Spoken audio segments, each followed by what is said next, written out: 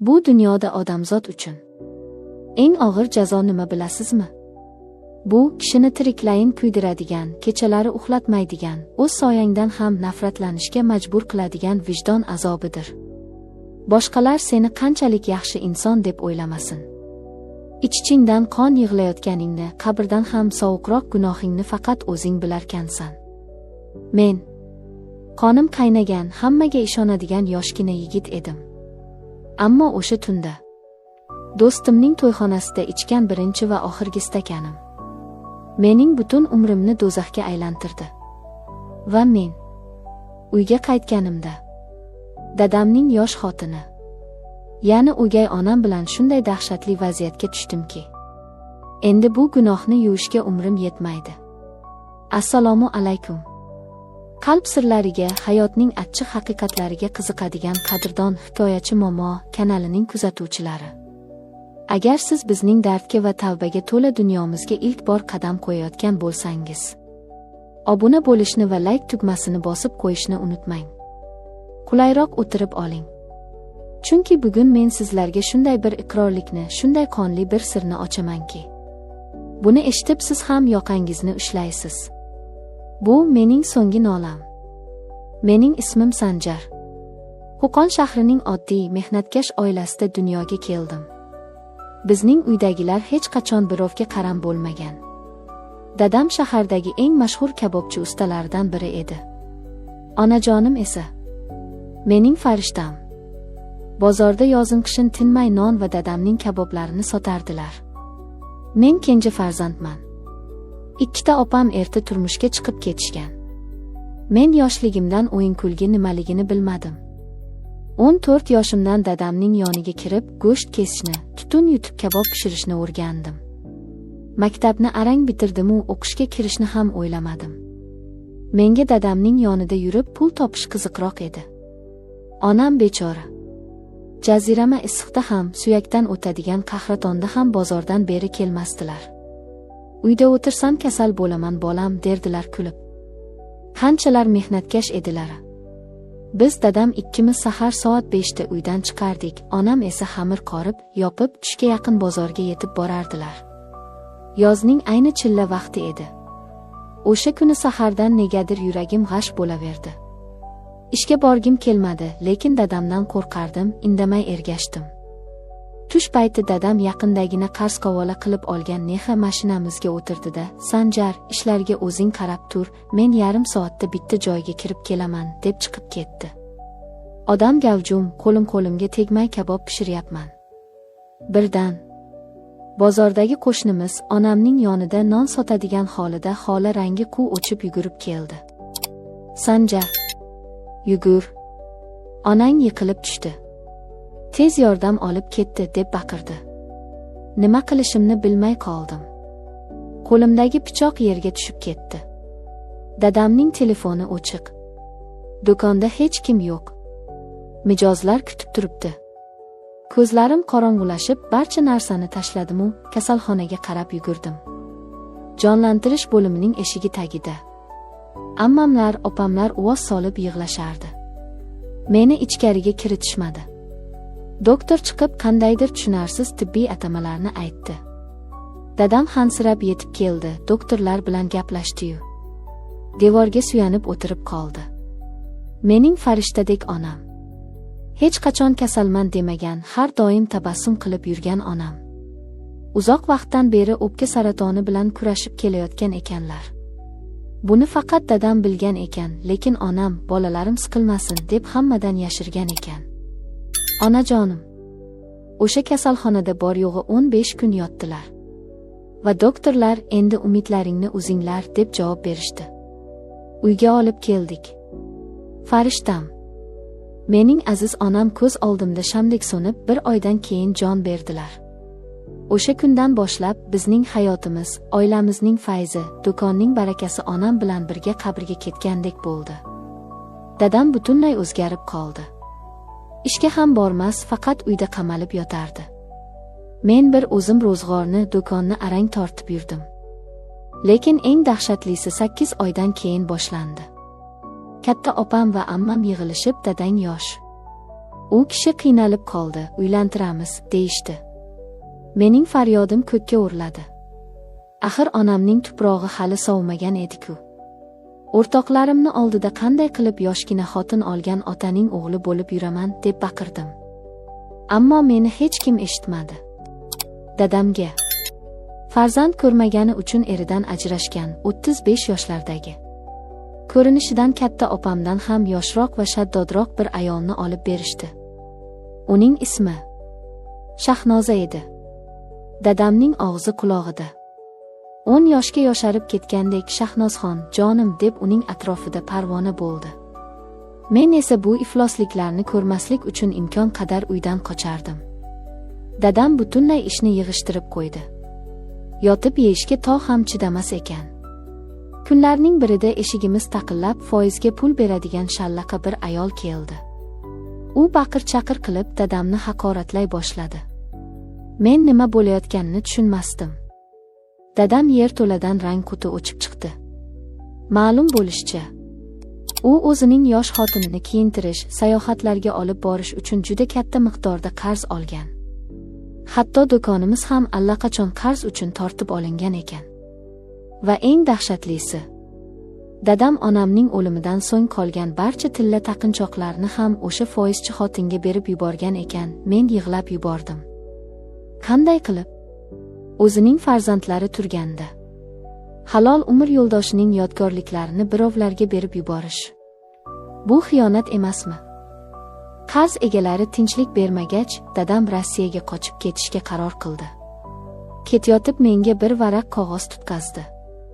O'g'lim, men borib ishlab pul yuboraman. Sen qarz egalariga berib turasan.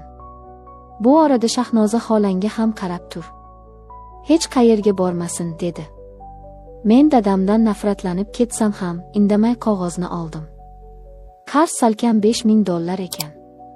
Men qarzga botgan, do'koni yo'q qolgan va o'gay onasi bilan bir hovlida yolg'iz qolgan yigit edim. Men kecha-yu kunduz ishladim. Taksi haydadim, to'ylarda somsa, kabob pishirdim. Dadam yuborgan pullarni tiyin-tiyinigacha qarz egalariga tarqatdim. O'gay onam Shahnoza opaga kelsak, u o'ta sipo, menga nisbatan o'g'lim, ukar deb muomala qilar. Men uni iloji boricha ko'rmaslikka, unga umuman qaramaslikka harakat qilardim. Lekin hayotimning eng mudhish, meni do'zax qa'riga tortgan tunga kelyapmiz. 7-sinfdan beri sevib yurgan qizim bor edi, Dilnoza. Biz shunchalar ahil edikki, hamma bizning to'yimizni kutardi. U qishga kirdi, men kutdim. Lekin uyi qarzga botgan, otasi yosh xotin olib Rossiyaga qochgan yigit kimga ham kerak deysiz? Birdan eshitdimki, mening eng yaqin o'rtog'im, sirdoshim deb bilgan yigitim Dilnozaga uylanyapti. Men Dilnozaga qo'ng'iroq qildim. U yig'lab, ota-onam majbur qildi, meni tinch qo'y deb telefonni o'chirib qo'ydi. Tasavvur qilyapsizmi mening holatimni? Ota tiriklayin kuydirdi. Sevgilim sotdi. Do'stim xiyonat qildi. Ustiga ustak o'sha iflos do'stim menga to'yga taklifnoma olib keldi. Men bormayman deb qasam ichgandim, lekin boshqa o'rtoqlarim, sening mashinang bor, kelinni olib kelasen, yigitlik g'ururingni ko'rsat deb meni majburlab olib ketishdi. To'yda hamma o'ynab kulardi.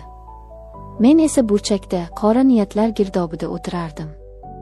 Ko'z o'ngimda mening orzuyim bo'lgan oq ko'ylakdagi qiz do'stimning yonida kulib turardi.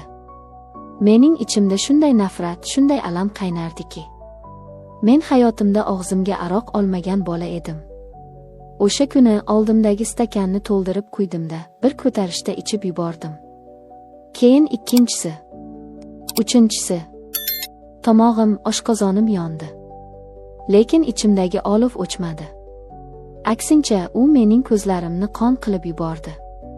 Qancha ichganimni, qanday qilib mashinamga yetib borganimni bilmayman.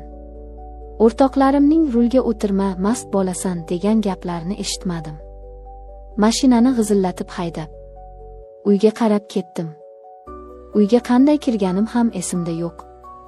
Yurishga madorim yetmay, eshikdan kirishim bilan yiqilib tushdim.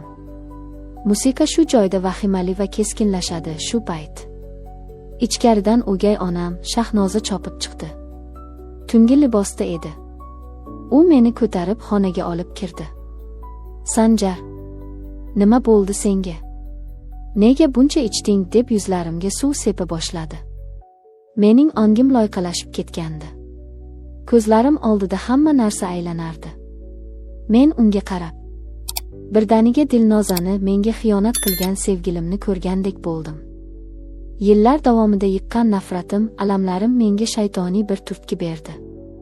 Men bu o'zimni xor qilgan otamning yosh va chiroyli xotini ekanligini anglab turardim, tushunyapsizmi? Iblis miyamga, otang senga qanday xiyonat qildi? Uni jazolash vaqti keldi, deb pichirlardi. Men o'gay onamning qo'lidan shartta tutdim. U Sanjar, qo'yib yubor, nima qilyapsan, deb tipirchilashiga qaramay, uni o'zimga qattiq tortdim. Uning ko'zlaridagi dahshat mening yovvoyilashgan hislarim oldida hech narsaga arzimadi. O'sha tunda men otamning hurmatini, o'zimning insonligimni oyoq ostiga qilib, eng dahshatli, eng kechirib bo'lmas gunohga qo'l urdim. Men o'gay onam bilan yotdim.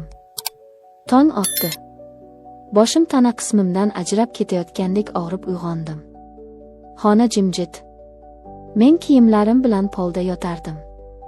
Kechagi voqealar asta-sekin, xuddi dahshatli tushdek ko'z o'ngimdan o'ta boshladi. Yuragim muzlab ketdi. Nimalar qilib qo'ydim? Xudoyim, men nima ifloslik qildim, deb yuzimga shapat tortdim. Xonadan sekin chiqdim. Shahnoza oshxonada o'tirardi. Uning rangi quv o'chgan, ko'zlari shishib ketgan. U meni ko'rdi-yu boshini quyi soldi. Meni na la'natladi, na baqirdi.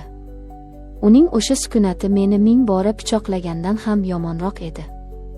Men uyatdan yorilib ketay deb uydan qochib chiqdim. O'sha kundan boshlab mening hayotim do'zaxga aylandi. Men uning ko'ziga qaray olmasdim. U ham men bilan umuman gaplashmasdi. Lekin eng dahshatlisi, oradan bir oycha vaqt o'tib, u menga bir bo'lak qog'oz uzatdi. Unda tibbiy tahlil natijasi va homiladorlik tasdiqlandi degan so'zlar bor edi. Dunyo ko'z o'ngimda qop-qora bo'lib ketdi. Otam, u kishi Rossiyaga ketganiga oylar bo'lgandi. Bu bola, Xudoyim, bu mening bolam edimi? Men o'z otamga shoh qo'yib, o'zimning ukam bo'ladimi yoki o'g'lim bo'ladimi? Qanday mudhish qonli chigalning ichiga tushib qolgandim. Men qochmoqchi bo'ldim, o'zimni o'ldirmoqchi bo'ldim.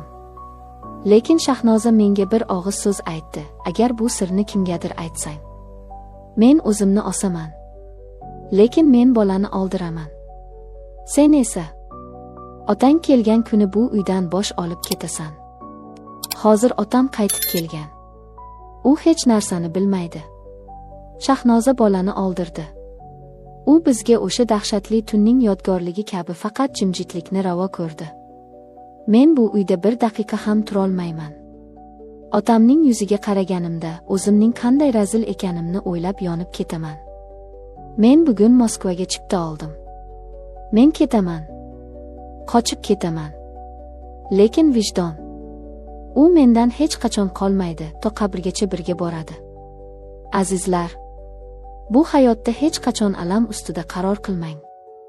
Hech qachon, hatto eng og'ir kuningizda ham ichkilikka ruju qilmang. U sizning qoningizga emas, insonligingizga, dilingizdagi bor farishtalikka o't qo'yib, sizni iblisning o'yinchog'iga aylantirar ekan. Bir lahzalik qasos hissi meni shunday dahshatli xatoga olib keldiki, men o'zimni kechira olmayman.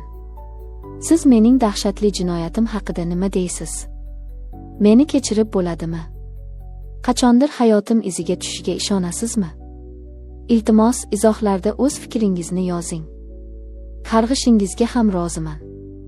Agar shu mudhish iqrorim biror bir yosh yigitning xatosini to'xtatib qolsa, men hikoyamni bekorga aytmagan bo'laman.